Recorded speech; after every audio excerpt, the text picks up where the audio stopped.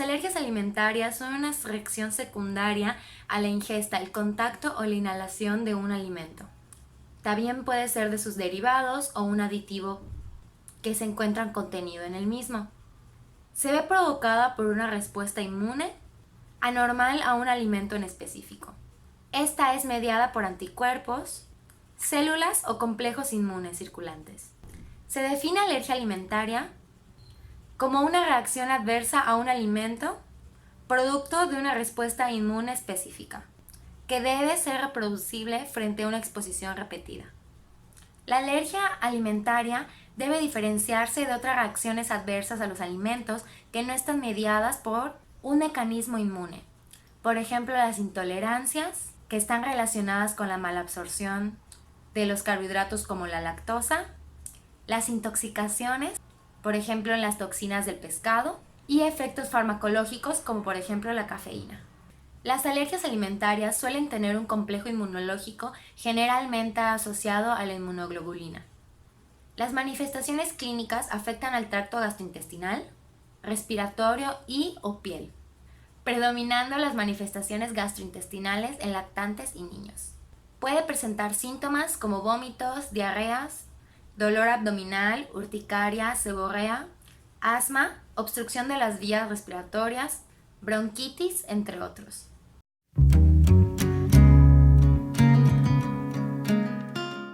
¿Qué es la intolerancia alimentaria? Es una reacción del sistema digestivo ante un alimento o una sustancia.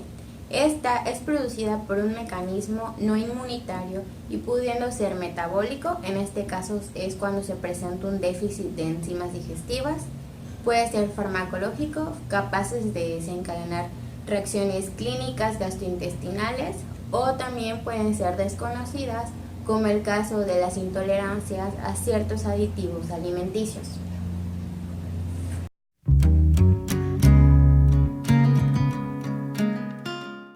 Aunque ambos pueden tener una sintomatología parecida, la mayor diferencia es que la alergia tiene un mecanismo inmunológico demostrado o claramente sospechado. En cambio, en la intolerancia a los alimentos, este mecanismo no existe y son reacciones de hipersensibilidad más no alergias. También la intolerancia no llega a tener riesgos fatales como las alergias, pues en la intolerancia el organismo no puede digerir bien el alimento irritando el sistema digestivo. Sin embargo, en la alergia, como se ve afectado el sistema inmune, puede llegar a la muerte. Si esta persona llega a tener un contacto de grandes cantidades del antígeno. Al contrario, en la intolerancia de alimentos, la persona puede tener contacto con grandes cantidades del alimento, incluso ingerirlas, y puede o no tener reacciones adversas. O puede o no presentar una sintomatología. E incluso aunque la sintomatología sea grave, no va a llegar a la muerte. Asimismo, las alergias suelen tener un tiempo de aparición más rápido que las intolerancias.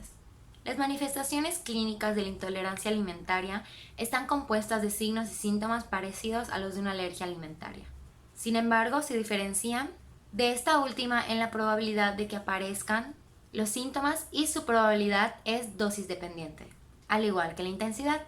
Por ejemplo, una persona con intolerancia a la lactosa puede no presentar ningún signo ni síntoma después de consumir 50 gramos de queso curado, porque tiene una escasa cantidad de lactosa, pero presentar un gran cuadro de flatulencias y dolor abdominal tomando 200 mililitros de leche.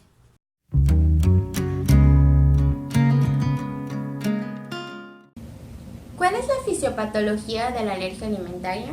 El sistema inmune digestivo ha evolucionado a desarrollar una respuesta contra patógenos y tolerar los antígenos alimenticios. Sin embargo, algunas veces hay falla en este proceso de tolerancia. Hasta ahora no se conoce con detalle los mecanismos por los cuales se desarrolla una alergia contra un alimento en específico. Sin embargo, lo que se conocen son los factores de riesgo relacionados con la persona y con el alimento. Por ejemplo, el riesgo de intolerancia aumenta en familiares de personas con alergias alimentarias.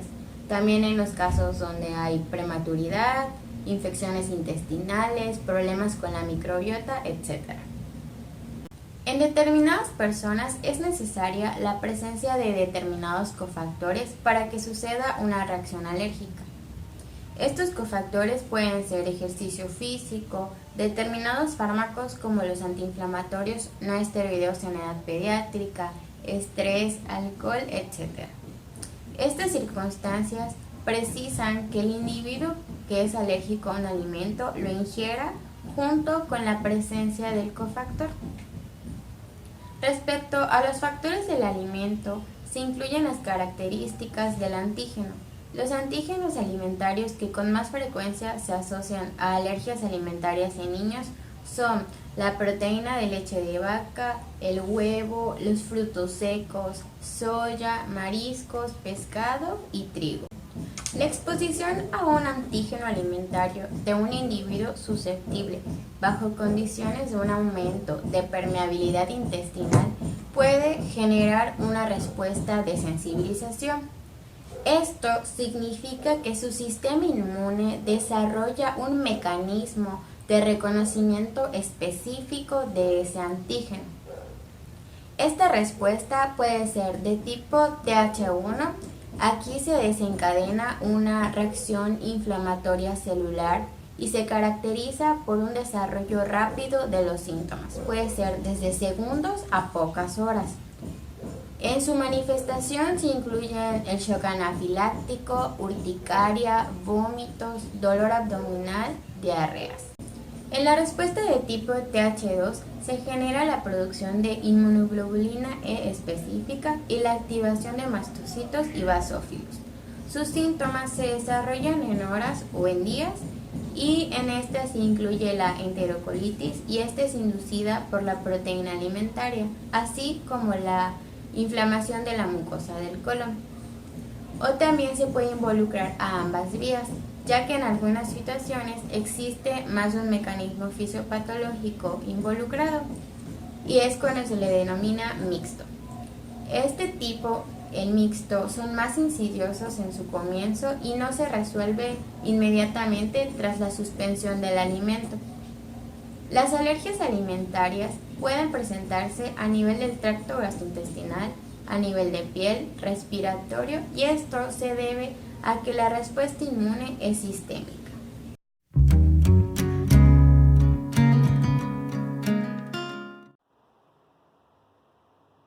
Ya les voy a hablar sobre la fisiopatología de la intolerancia alimentaria, y es que cabe resaltar que en esta fisiopatología no va a haber reacciones inmunológicas como lo hay en la alergia alimentaria. En cambio van a haber un poquito más de mecanismos, los cuales algunos pueden ser de causas desconocidas, como son en los alimentos FODMAP y también lo son en el gluten, en la sensibilidad del gluten no celíaca. La intolerancia alimentaria se caracteriza por la incapacidad de poder digerir y metabolizar el alimento. Entonces, esto generalmente es por un déficit enzimático, aunque hay ciertas excepciones. Y es que como el componente extraño del alimento que nos va a causar la intolerancia no se va a poder absorber, pues nunca va a poder llegar al torrente sanguíneo. Y esta intolerancia la podemos dividir en 3 mecanismos fisiopatológicos. Mecanismo enzimático.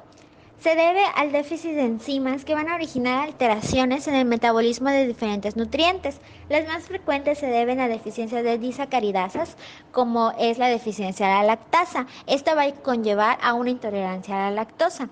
Y esto va a ocurrir porque la lactasa no puede ser absorbida en el intestino delgado, como se puede ver en la imagen, y se acumula y es fermentada por las bacterias del intestino grueso, o sea, por la microbiota, lo cual va a producir ácidos grasos de cadena corta, como propianato, ácido butírico y ácido láctico. También va a haber la aparición de gases como dióxido de carbono, hidrógeno y metano. Y también pueden haber moléculas extrañas para el humano que van a reaccionar como toxinas para el cuerpo. Estas podrían ser acetaldehído, 2-butanodiol, diacetilo, etanol y propanodiol. La presencia de los ácidos grasos de cadena corta va a explicar el dolor abdominal, porque al bajar el pH del lumen intestinal va a aumentar el peristaltismo y hay mayor distensión de las asas intestinales. Esto va a explicar que va a haber mayor movimiento en esta zona. La aparición de los gases va a explicar entonces los cólicos, la distensión abdominal, los eruptos y el meteorismo. El acumulamiento de moléculas pequeñas como son los ácidos, la lactosa y o monosacáridos no digeridos y las toxinas bacterianas que puedan haber ejercen un efecto osmótico con la atracción de agua y electrolitos hacia la luz intestinal, lo cual va a explicar la diarrea acuosa que presentan estos pacientes. Otras intolerancias que podemos encontrar comúnmente es la intolerancia a la fructosa e igual a la galactosa y a la fenilalanina. Mecanismos farmacológicos. Estos se van a deber por productos químicos contenidos de forma natural en el alimento o que pueden ser añadidos a él, que van a producir un efecto indeseable en el individuo. Se desencadenan por consumo de cafeína o aminas vasoactivas como son la histamina, tiramina, feniletilamina y serotonina. Las aminas van a formar parte de los alimentos curados. Ejemplos de estos alimentos son el queso, sardinas, anchoas, alimentos fermentados y bebidas alcohólicas. Hay que tener especial cuidado en pacientes en tratamiento con fármacos inhibidores de la monoaminooxidasa, que estos son utilizados como antidepresivos, ya que estos fármacos pueden inhibir las enzimas que metabolizan las aminas, por lo que la ingesta de estos alimentos puede desencadenar cuadros de hipertensión y migraña. Mecanismos indeterminados. Este grupo incluye las reacciones adversas a alimentos de causa desconocida, producidas principalmente por aditivos alimentarios. Esto, cuando se consume en grandes cantidades o en personas sensibles, puede producir reacciones de intolerancia. A veces se puede dar lugar a reacciones de alergia alimentaria. Los aditivos que con más frecuencia originan reacciones adversas son los colorantes, los benzoatos, el glutamato monosódico, nitritos y sulfitos.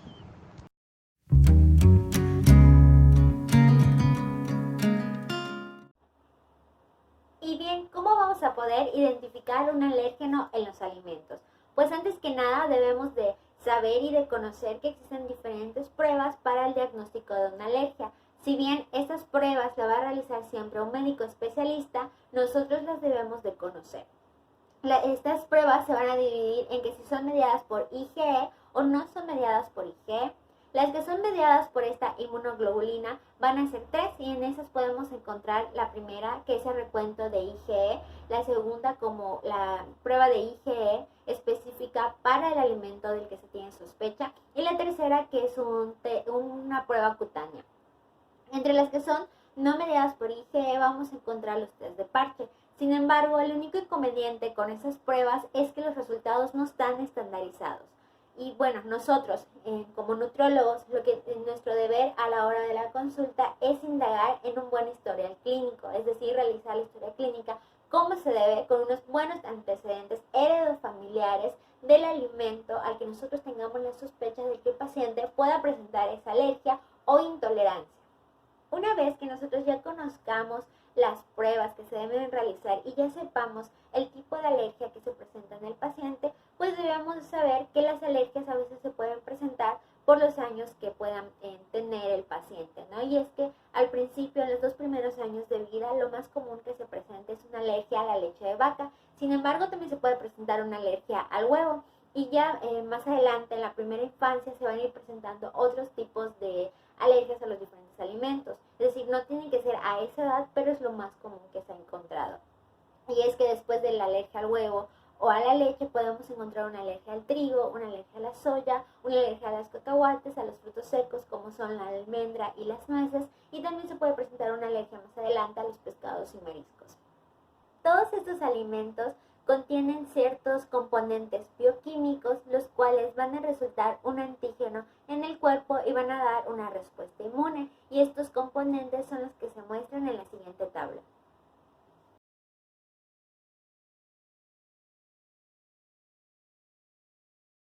Por su parte, en las frutas se encuentra una proteína denominada profilina, la cual va a ser la que desencadene ciertas reacciones leves en el organismo. Y es que esta puede causar prurito oral, es decir, picazón en la boca al momento de consumir diferentes frutas.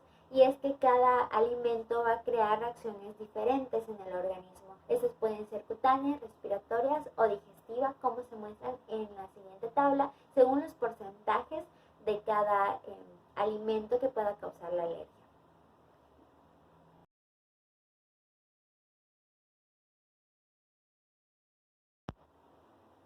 Aunque existen más de 160 alimentos que pueden causar alguna alergia o intolerancia, hay 8 en particular los cuales van a desencadenar el 90% de las reacciones alérgicas o intolerancias alimentarias.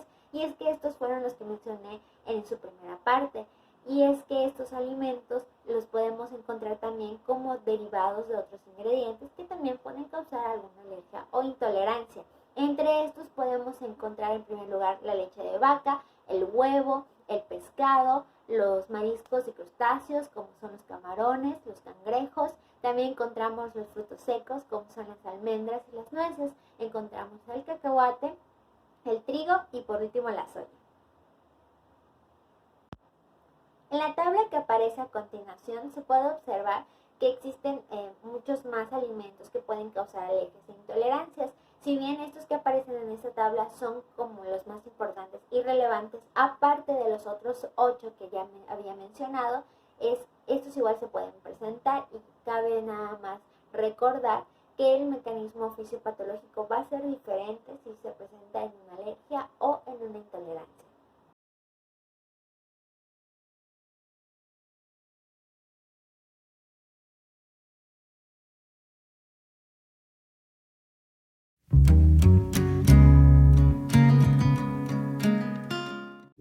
Buenas tardes, estamos con la licenciada Montserrat Esquels para que nos hable sobre las recomendaciones, tratamiento y requerimientos nutricionales en alergias e intolerancias alimentarias. Hola, ¿qué tal? Muchísimas gracias. Me gustaría comenzar el tema hablando de la lactancia materna. Solamente es importante mencionar que la lactancia materna exclusiva hasta los 6 meses es una medida preventiva excepcional para nuestros pequeños, ya que le brinda maduración al sistema inmune.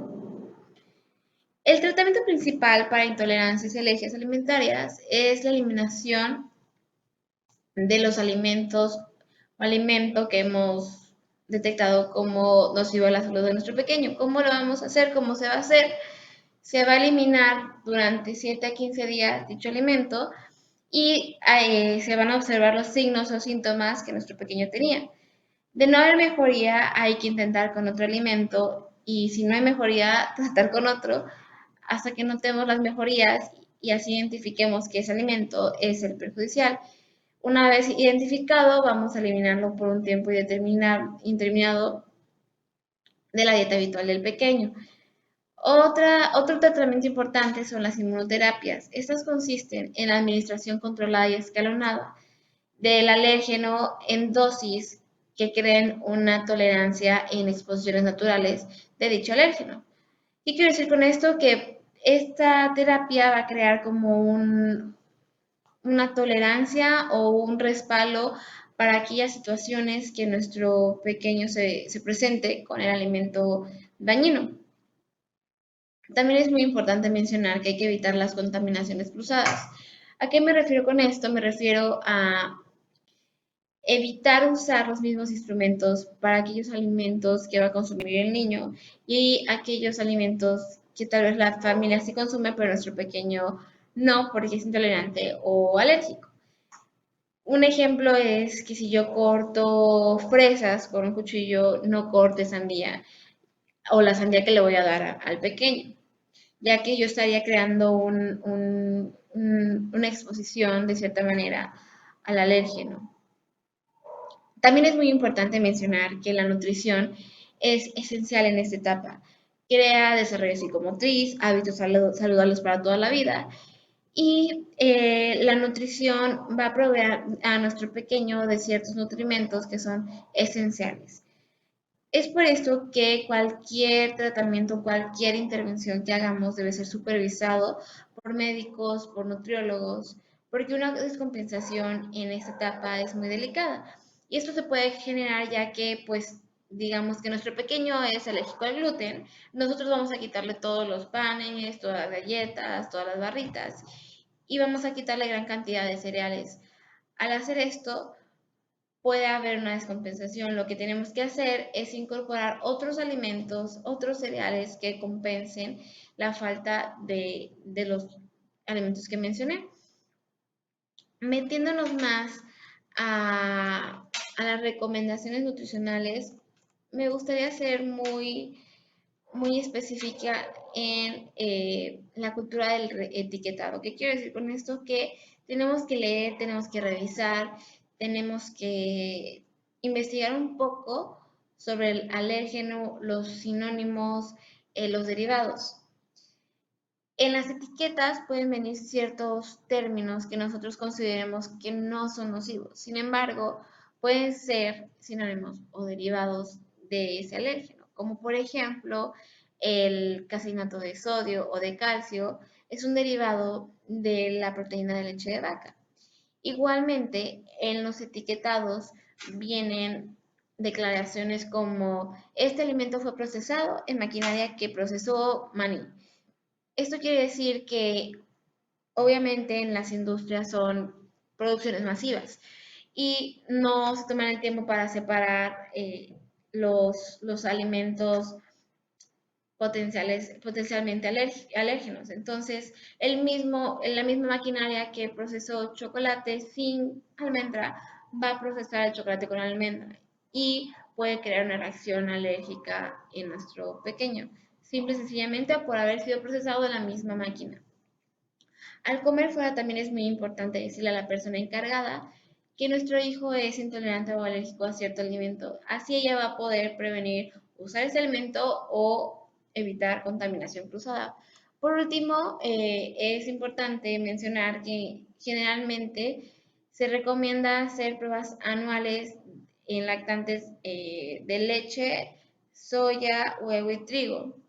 Y en niños mayores de esta etapa, cada 2 o 3 años se hacen las pruebas con maní, nueces, mariscos y pescados. Así podemos evitar crisis sorpresivas de alergias o intolerancias. Por mi parte es todo. Muchísimas gracias otra vez por la oportunidad. Espero verlos pronto. Hasta luego.